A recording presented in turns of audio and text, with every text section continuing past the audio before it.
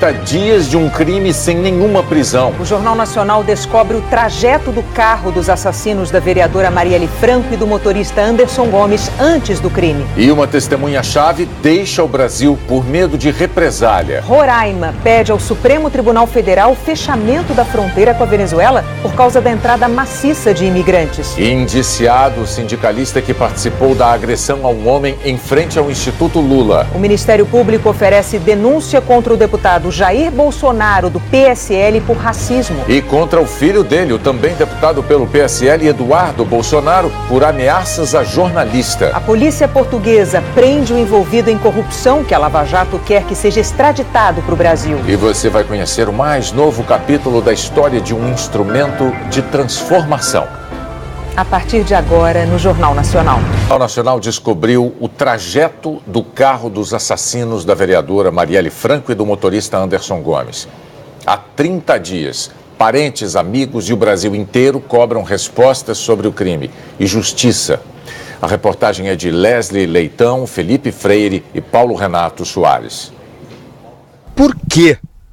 Quem quis calar essa voz? Não serei interrompida, não aturo o interrompimento dos vereadores desta casa, não aturarei de um cidadão que vem aqui e não sabe ouvir a posição de uma mulher eleita. 30 dias depois dos assassinatos da vereadora Marielle Franco e do motorista Anderson Gomes, não há resposta sobre o crime. Não há nada que se possa dizer para quem estava sempre ao lado dos dois. Lembro do Anderson brincando com o Arthur. É a imagem que não sai da minha cabeça. Ele com o filho, ele com os irmãos, com a família. As pessoas gritam, né, que a Marielle vive, mas quando eu volto para casa minha cama tá vazia. Então tá difícil de entender essa parte. A parte, o luto da mulher, ainda não deu tempo para fazer. Na noite de 14 de março, Marielle e Anderson saíram de um evento na Lapa, no centro do Rio. Imagens de câmeras de segurança revelaram que os assassinos ficaram de tocaia e seguiram o carro da vereadora. Mas não havia câmeras onde os assassinos atiraram. Foram 13 disparos. Marielle foi atingida 4 vezes na cabeça. Anderson, 3. A suspeita inicial era de que o atirador teria usado uma pistola com um kit para disparar uma rajada de balas calibre 9mm. Agora, fontes dizem que o mais provável é que a arma do crime tenha sido uma submetralhadora, por causa da precisão da rajada. As autoridades de segurança deram poucas informações sobre o crime. Não falaram do carro nem do trajeto dos criminosos. Mas o Jornal Nacional apurou que o Cobalt dos assassinos era clonado. Usava a mesma placa deste carro que estava à venda numa concessionária em Nova Iguaçu, na Baixada Fluminense. A partir de registros de câmeras de segurança, descobrimos o caminho que os assassinos percorreram antes de perseguir a vereadora. O carro clonado passou pelo bairro do Itaiangá, na zona oeste do Rio, às 5h34 da tarde e subiu o alto da Boa Vista. Às 6h02, uma câmera registrou o carro na Tijuca, na zona norte. 53 minutos depois, às 6h55, o carro chegou a Lapa, onde ficou esperando a vereadora. A dona do carro verdadeiro, que comprou o veículo 20 dias antes do crime, prestou depoimento e conseguiu provar que ele estava estacionado no Leblon, na Zona Sul, na hora do crime. A gente sabe da dedicação da Delegacia de Homicídios para o caso da Marielle. A gente sabe que eles vão resolver esse caso, mas a gente precisa de satisfação no sentido de um diálogo mais permanente com o conjunto da sociedade para tranquilizar, de alguma forma, a ideia de que não vai terminar a impunidade. Para se proteger, a assessora de Marielle, que testemunhou o crime, saiu do país depois de prestar depoimento. A polícia também ouviu outros assessores e 10 vereadores. Nenhum é suspeito, mas eles podem ajudar a entender quem teria motivos para matar Marielle. Os investigadores compararam parte de uma digital identificada em cápsulas do local do crime com as digitais de 2 homens executados essa semana no Rio, em circunstâncias não esclarecidas. Nenhum dos 2 mortos é tratado como suspeito. Hoje, a Anistia Internacional pediu às autoridades brasileiras prioridade na investigação dos assassinatos de Anderson e Marielle. O comunicado afirma que se o Estado não levar os culpados à justiça, vai reforçar ainda mais a ideia de que defensores dos direitos humanos podem ser mortos sem que seus assassinos sejam julgados. A Anistia Internacional pede uma investigação imediata, completa, imparcial e independente, que identifique os atiradores e também os autores intelectuais do crime. A gente quer relembrar o Estado brasileiro que um homicídio de uma defensora de direitos humanos, a 5ª vereadora mais votada na 2ª maior cidade do país, é uma prioridade e que a gente continua esperando e vamos continuar nos mobilizando para exigir do Estado brasileiro que priorize essa investigação e que dê uma resposta que o caso merece. Um grupo de juízes, promotores e delegados foi formado para investigar o caso. O inquérito está na divisão de homicídios da Polícia Civil do Rio e é mantido sob sigilo. A polícia conseguiu resolver outros casos complexos. Em 2011, foram 2 meses para esclarecer o assassinato da juíza Patrícia Scioli, morta na porta de casa em Niterói, na região metropolitana. Os assassinos eram PMs ligados a grupos de extermínio, que ela investigava. Eles estão presos.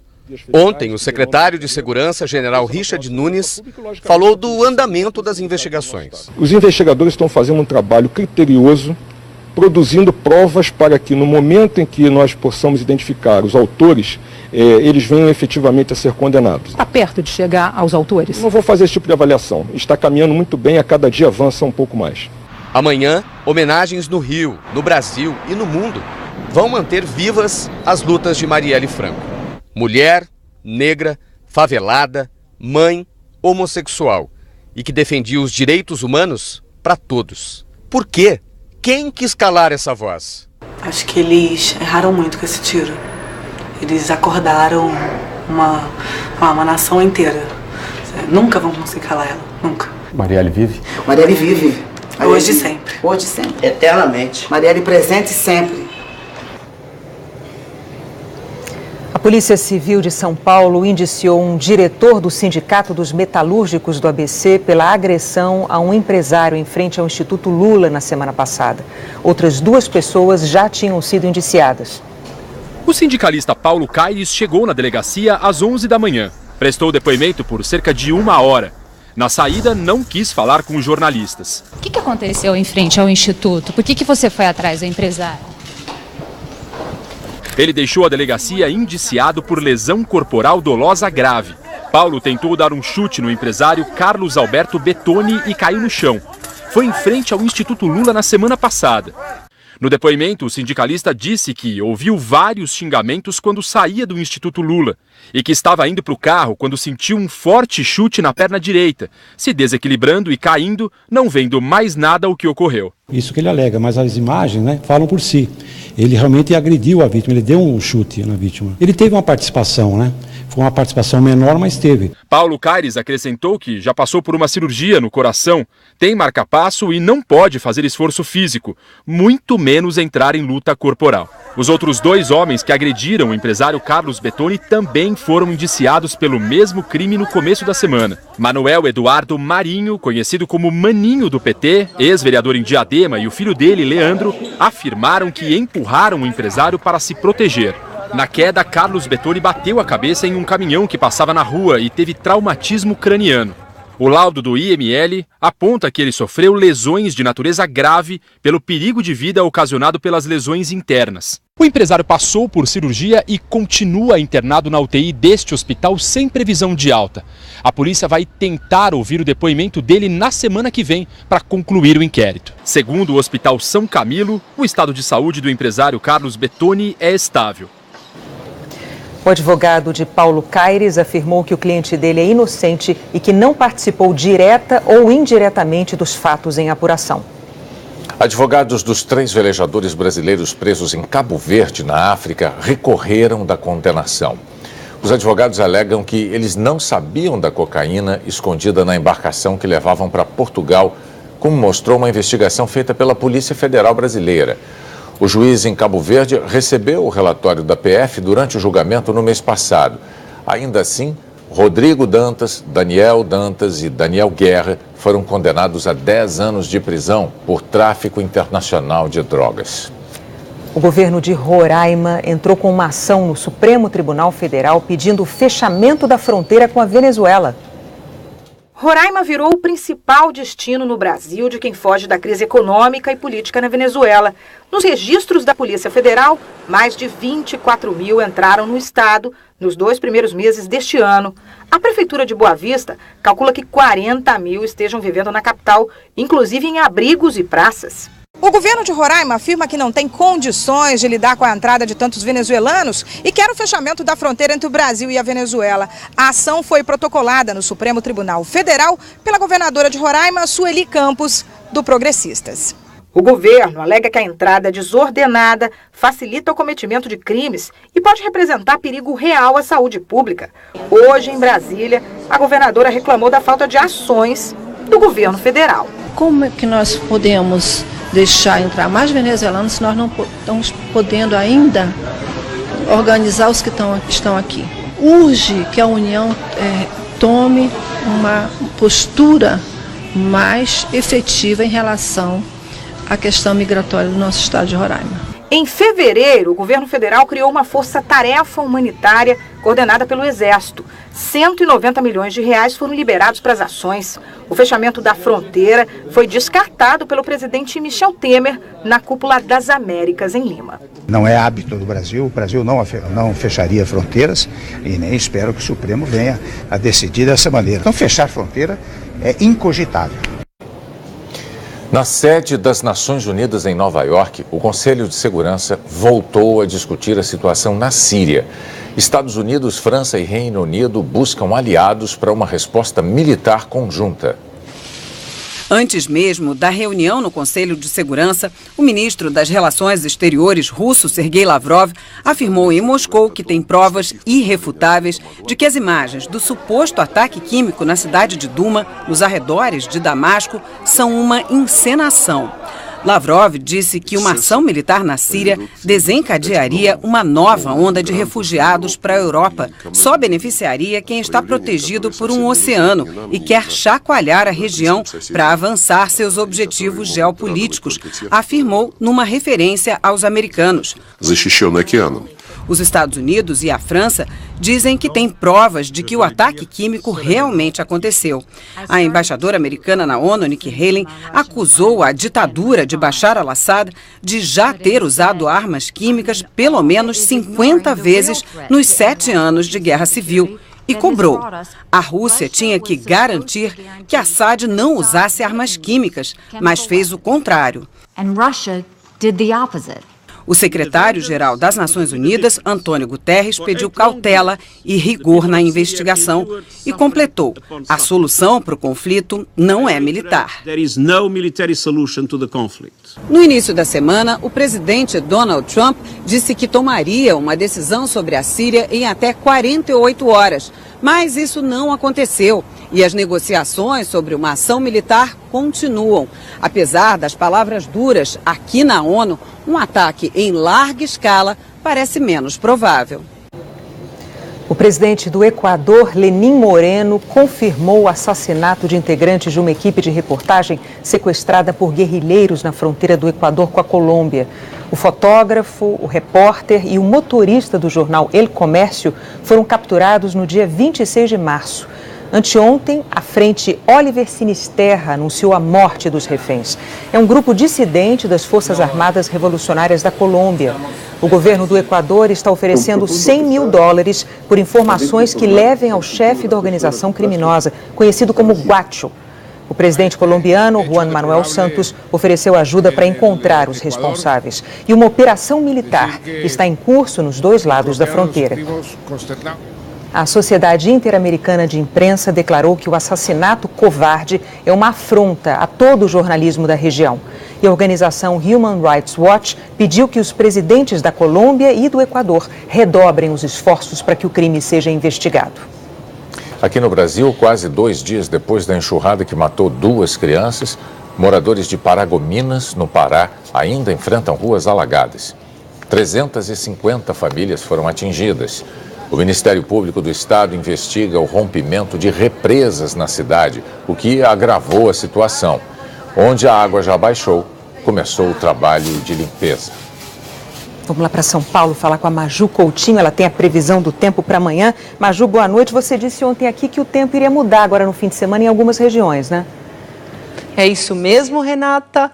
Boa noite para você, para o Bonner e para todos. Eu começo, inclusive, com imagens de uma virada aí anunciada, virada que já começou hoje em Santa Catarina. Veja só o raio, gente, que caiu à tarde em Presidente Getúlio, no Vale do Itajaí. Quem registrou essa imagem impressionante foi a Natasha da Silva Colerti. E amanhã o tempo vai virar no Paraná, em São Paulo e no Rio. Só para a gente comparar, hoje fez sol e calor em Curitiba, em São Paulo, no Rio, onde a máxima foi de 34,8 graus, mas a sensação na pele chegou a 41 graus em alguns bairros. Amanhã a chuva vai se aproximando dessas capitais e a temperatura começa a cair. Olha só, 19 de máxima aqui em Curitiba, São Paulo com 26 de máxima, chuva a partir da tarde. No Rio a chuva deve começar de manhã, 30 de máxima, à noite essa chuva pode ficar mais forte. E é bom ficar muito de olho na água prevista aí para o litoral paranaense, paulista e fluminense. Destaco aqui Paranaguá e Peruíbe amanhã, Santos, São Sebastião, Angra dos Reis, Rio de Janeiro no domingo. Vem muita chuva aí. E a mudança no tempo está na conta desse sistema aqui de alta pressão, que está lá no oceano, tem um núcleo pesado, traz muita umidade para o leste do Paraná, São Paulo e também do Rio.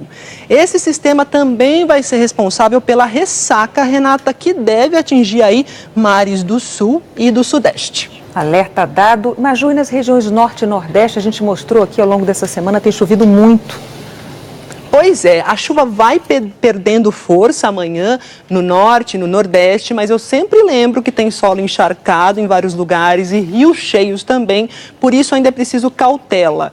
33 de máxima e pouca chuva lá em Paragominas, no Pará, que sofreu horrores lá na quarta-feira à noite. Chuva mais fraca também aqui em São Luís. Macapá com uma chuva ainda um pouco encorpada. Fortaleza, que completa 292 anos hoje, vai ter um amanhã, um sábado ensolarado com 30 de máxima. Sol em tempo integral também no litoral do Piauí. Em Sergipe, num pedação aqui da Bahia, norte de Minas, oeste paulista, norte paranaense, sul e oeste de Mato Grosso do Sul, pedacinho do sul catarinense e um bom pedaço lá do Rio Grande do Sul. Em Porto Alegre, o sol quase não vai esquentar, garoa de manhã, 24 de máxima à tarde. Em Aracaju tem sol e 30 graus, Brasília, Renata, com 25 apenas, sol pela manhã e pode ter pancada à tarde, às vezes forte. Bom fim de semana, Maju. Para vocês também. Milhares de pessoas lotaram os postos de saúde em Goiânia e na região metropolitana em busca da vacina contra a gripe. A vacinação em Goiás começou 10 dias antes da campanha nacional. Segundo a Secretaria de Saúde do Estado, o vírus H1N1 matou 10 pessoas este ano. Um acidente entre um caminhão e uma van escolar em Carapicuíba, na Grande São Paulo, deixou 13 crianças feridas, 4 com gravidade. Segundo testemunhas, a van estava parada quando foi atingida pelo caminhão desgovernado. Os alunos do 2º ao 5º ano do ensino fundamental foram socorridos e levados para hospitais. Ainda não se sabe a causa desse acidente.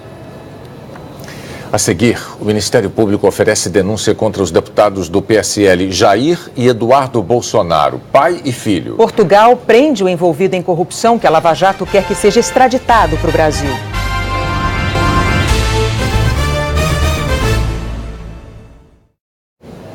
O presidente Michel Temer viajou hoje para Lima, no Peru, onde representantes de 34 países participam da Cúpula das Américas. Em meio ao aparato de segurança, a 8ª Cúpula das Américas começou com sorrisos de boas-vindas e sem as duas figuras mais polêmicas do continente. O presidente da Venezuela, Nicolás Maduro, foi desconvidado pelos anfitriões.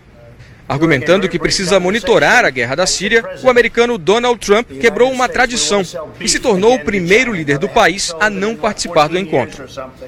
O presidente Michel Temer chegou no meio da tarde. Encontrou o colega de Honduras e o presidente da Câmara de Comércio dos Estados Unidos.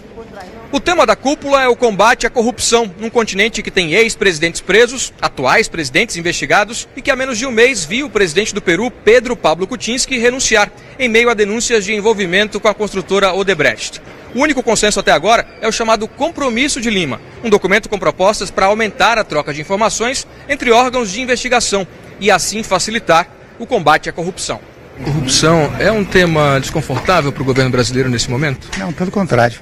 É um tema que enaltece o governo brasileiro, porque no governo brasileiro e no Brasil, as instituições funcionam com toda a regularidade. Você veja que não há um impedimento sequer a qualquer apuração relativa a este assunto. Sobre a crise da Venezuela, não há entendimento na região. Líderes da oposição a Maduro pediram hoje a representantes de vários países que adotem novas sanções contra a Venezuela. Mas o Brasil não quis se comprometer. O Itamaraty informou que o Grupo de Lima, que reúne o Brasil e outros 13 países, vai divulgar um documento amanhã, com críticas à falta de liberdade política no país vizinho.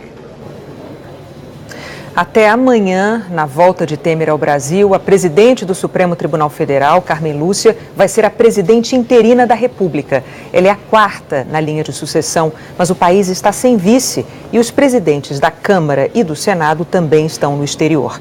Carmen Lúcia assumiu a presidência na base aérea de Brasília. Antes, a ministra Carmen Lúcia marcou a volta do julgamento sobre o foro privilegiado para o dia 2 de maio.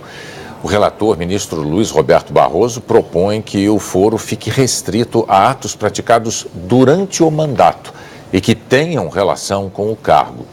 Com isso, mesmo um deputado ou um senador no exercício do cargo poderá ser julgado em primeira instância se o crime tiver sido cometido antes do mandato.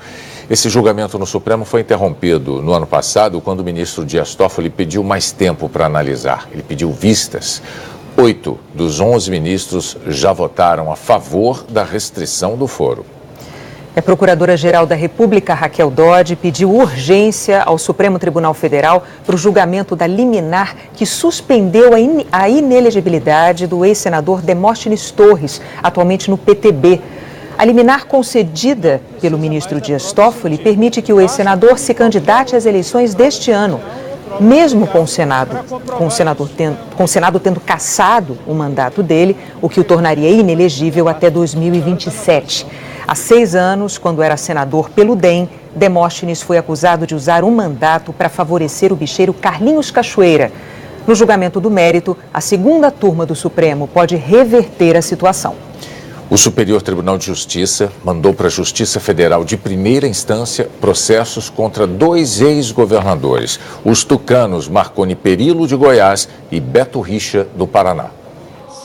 O processo contra o ex-governador do Paraná, Beto Richa, do PSDB, é sobre uma denúncia de 2009, quando ele era prefeito de Curitiba. Richa é suspeito por desvio de finalidade na aplicação de uma verba de R$100 mil do governo federal. Segundo o Ministério Público, o dinheiro foi usado para pagar a reforma de unidades de saúde que não estava prevista. O processo contra ele foi para a Justiça Federal do Paraná. Esta semana, a Procuradoria-Geral da República pediu ao STJ que enviasse à primeira instância ou às instâncias competentes 13 investigações contra pelo menos 5 ex-governadores que perderam o foro privilegiado ao renunciarem aos cargos para se candidatar às eleições de outubro.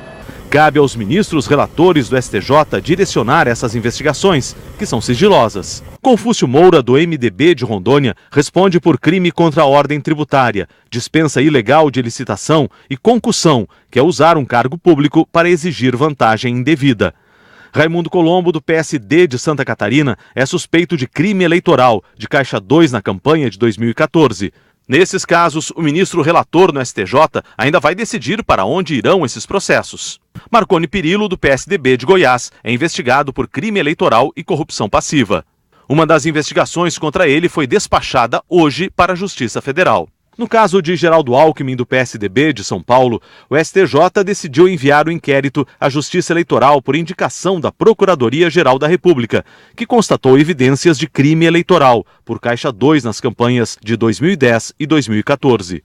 Procuradores federais e promotores estaduais se preparam, porém, para abrir novas investigações contra o ex-governador se houver outros indícios. O Ministério Público Estadual abriu uma peça de informação, que é o início de uma investigação.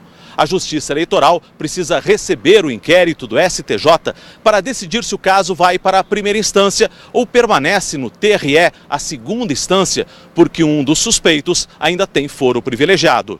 É Marcos Monteiro, que foi mantido como secretário do governo de São Paulo, mesmo depois da troca de governador.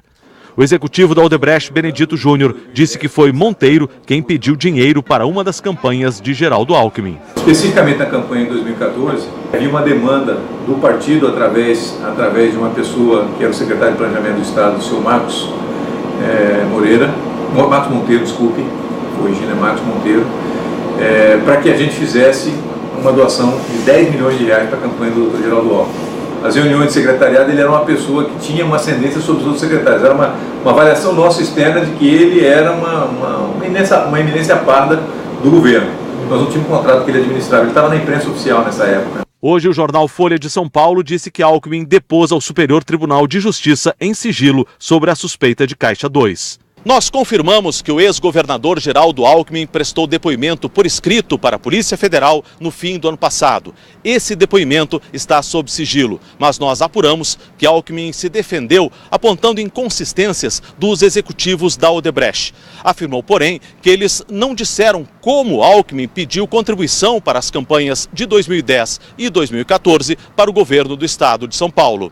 O promotor da primeira zona eleitoral de São Paulo, que possivelmente vai receber o caso de Alckmin, explicou que cada esfera da justiça tem sua competência. E para a justiça eleitoral, significa que a matéria tratada no procedimento é de natureza eleitoral, nada mais do que isso. Qualquer análise, qualquer reflexão agora é prematura. A defesa de Geraldo Alckmin disse que os depoimentos dos delatores da Odebrecht ressaltam que, em momento algum, o assunto de doação por Caixa 2 foi tratado com o ex-governador. A assessoria de Marcos Monteiro declarou que a gestão financeira da campanha de 2014 foi feita dentro da lei e todas as contas foram aprovadas pelo TRE. A defesa de Raimundo Colombo disse que vai esclarecer as dúvidas em relação aos registros de doações eleitorais. Os advogados de Confúcio Moura declararam que aguardam a chegada das ações na primeira instância para fazer a defesa. Em nota, Beto Richa declarou que seus atos foram pautados pela legalidade e que vai apresentar sua defesa em qualquer instância. A defesa de Marconi Perillo disse que prossegue acompanhando as ações, demonstrando que elas são improcedentes e confiando no Poder Judiciário. A Procuradoria-Geral da República ofereceu denúncia ao Supremo Tribunal Federal contra o deputado federal Jair Bolsonaro, do PSL do Rio, pré-candidato à presidência da República, pelo crime de racismo.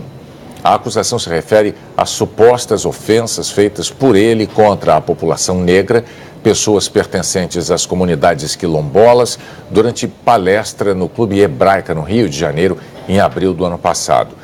De acordo com a denúncia, Jair Bolsonaro usou expressões de cunho discriminatório, incitando o ódio e atingindo diretamente vários grupos sociais. A Procuradora-Geral da República, Raquel Dodge, avaliou a conduta de Jair Bolsonaro como ilícita, inaceitável e severamente reprovável.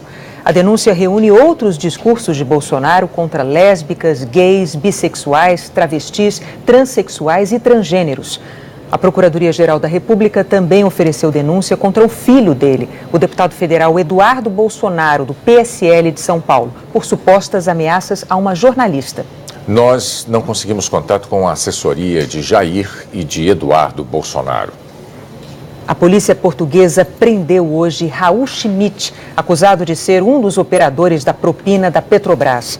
A justiça portuguesa negou os últimos recursos da defesa contra a extradição de Raul Schmidt, que tem dupla nacionalidade. Ele é réu no Brasil em 2 ações por corrupção, organização criminosa e lavagem de dinheiro. Tinha sido preso em Portugal, mas obteve o direito de responder ao processo de extradição em liberdade. A justiça portuguesa autorizou a extradição com a condição de que ele só seja julgado no Brasil por atos praticados antes de 2011, quando obteve a nacionalidade portuguesa. A defesa do ex-presidente Lula recorreu de uma decisão do ministro Edson Fachin e pediu ao Supremo a libertação do réu.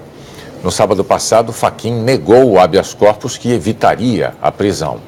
Os advogados do ex-presidente argumentam que ele foi preso antecipadamente porque ainda há recursos para serem julgados no Tribunal Regional Federal da 4ª Região em Porto Alegre, que é a segunda instância da Lava Jato. Eles pedem que Lula aguarde em liberdade até que todos os recursos na segunda instância sejam esgotados. E, nas palavras dos advogados de Lula, até que a decisão que determinou a prisão seja fundamentada. O ministro Edson Fachin encaminhou o pedido para que a Procuradoria-Geral da República se manifeste. O ministro só deve tomar uma decisão depois desse parecer.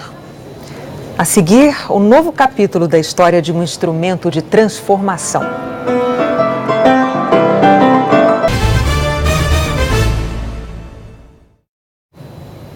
Eu disse agora há pouco que o ministro Dias Toffoli do Supremo, no ano passado, pediu vistas do julgamento sobre o foro privilegiado. Ele não pediu vistas, ele pediu vista, assim, no singular. Foi corrigido aqui no meu computador, recebi o recado, estou passando para vocês. A nomenclatura jurídica toda peculiar. Sobrou um S aí.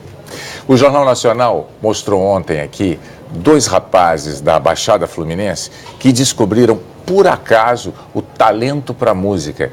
E isso graças a um piano que fica no saguão do Centro Cultural da Caixa Econômica, no Rio de Janeiro. E essa história muito bonita teve um capítulo novo hoje.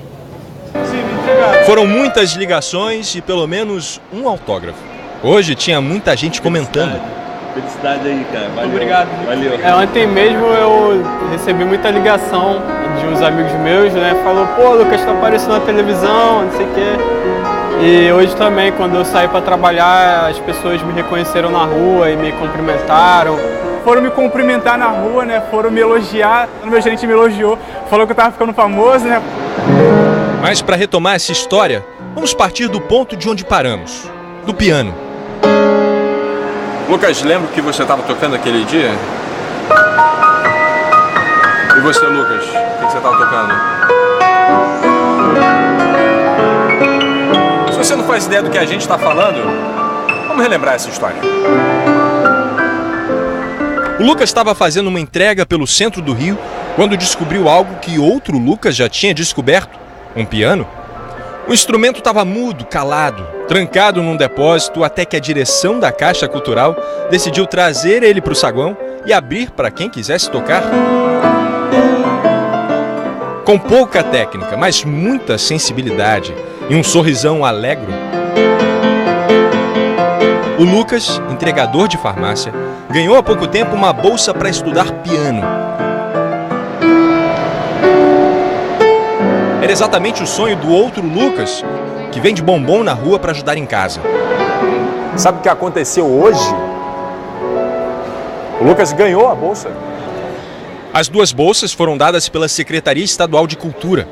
Agora os 2 Lucas vão estudar no mesmo lugar, a Escola de Música Vila Lobos. É a bolsa da Vila Lobos, né? Que é uma das melhores assim do Brasil e melhores escolas. Fiquei muito feliz assim.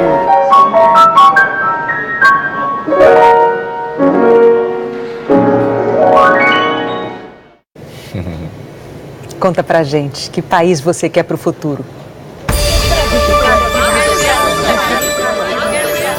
Meu nome é Ramiro Lustosa, falo da Fazenda Celeiro, Monte Alegre do Piauí. E o Brasil que eu quero é esse Brasil. É um Brasil onde os produtores rurais possam ter o apoio dos governantes, dando continuidade na agricultura, garantindo assim o futuro para um Brasil melhor.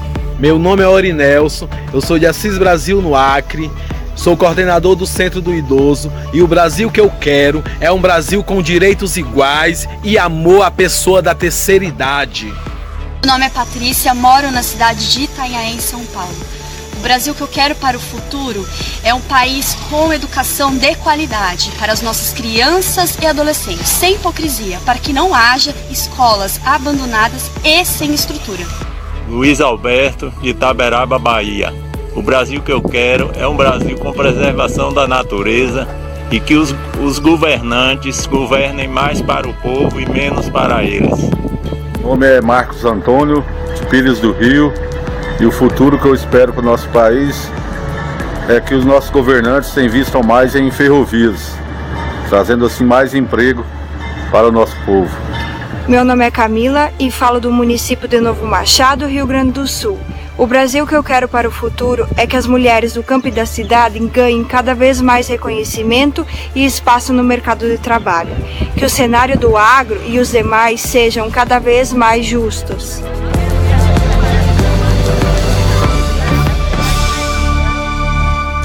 E o Orinelson do Acre, de Assis Brasil, no Acre, fez uma observação que não tem aparecido tanto aqui, que é um pedido de dignidade no tratamento dos brasileiros mais velhos. Seremos todos nós, se Deus quiser, todos mais velhos, e é bom que o país esteja atento aos nossos idosos, aos nossos cidadãos mais experientes, a todos nós. Enfim. Até porque o Brasil está envelhecendo. É, exatamente. O projeto Brasil que eu quero está no Globoplay, na página do JN e em g1.com.br/Brasil que eu quero, tudo junto.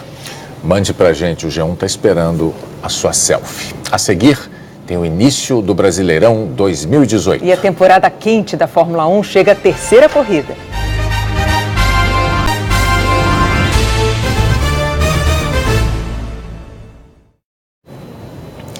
A temporada da Fórmula 1 chega à terceira corrida na China, com os ânimos à flor da pele. Lewis Hamilton não mediu palavras. Por causa deste acidente na corrida passada, ele chamou Max Verstappen da RBR de idiota. Depois de só 2 das 21 etapas da temporada, os ânimos já estão à flor da pele entre os principais pilotos. Valtteri Bottas tem contrato só até o fim deste ano e já foi avisado pela Mercedes que precisa demonstrar trabalho se quiser ficar. Geralmente brincalhão, Daniel Ricciardo anda mais contido. Ele quer ser valorizado pela RBR ou conseguir uma vaga em outra equipe grande.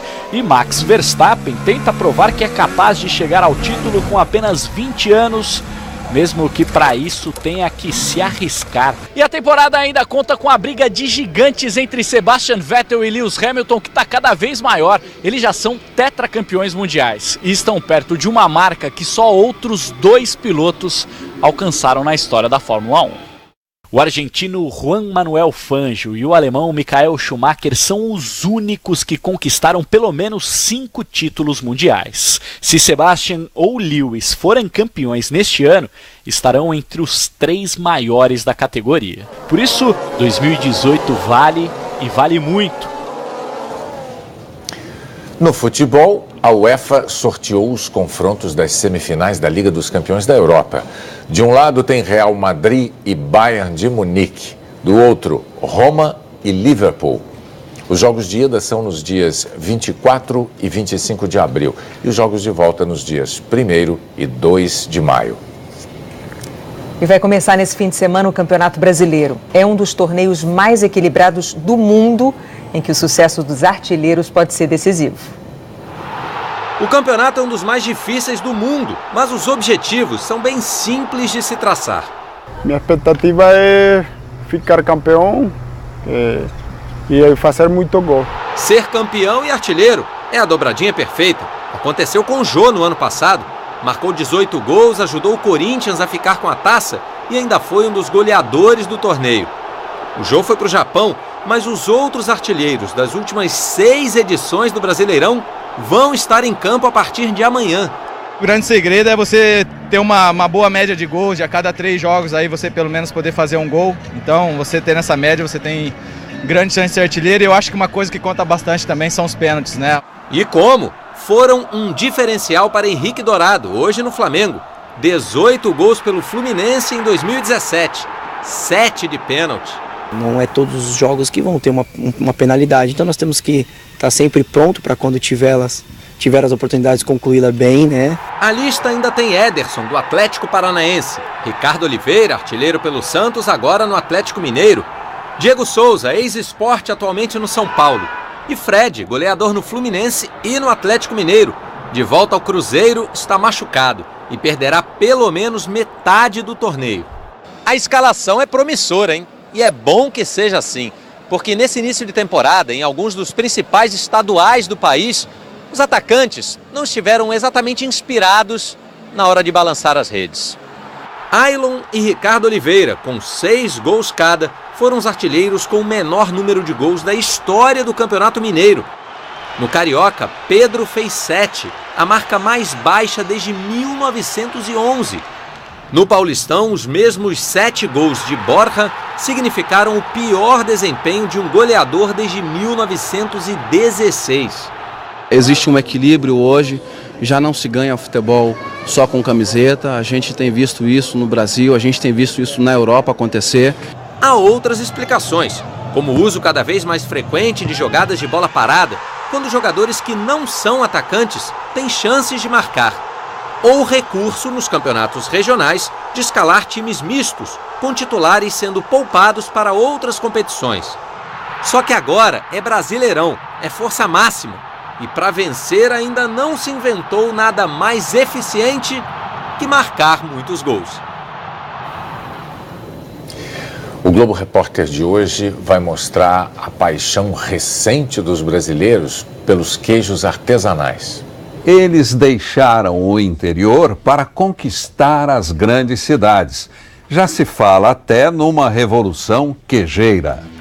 Canastra, mussarela de búfala, parmesão. Qual o mais saboroso? A cidade que vive de um só queijo. Como uma receita italiana ganhou vida no interior de Minas. As maravilhas da Serra das Cachoeiras. O canastra, que conquistou as grandes cidades, é fabricado num dos lugares mais bonitos do Brasil. E a descoberta dos jovens. Queijo também traz grandes oportunidades de trabalho. Hoje, no Globo Repórter. Em seguida, tem o Jornal da Globo. Boa noite. Uma boa noite, um bom fim de semana para você.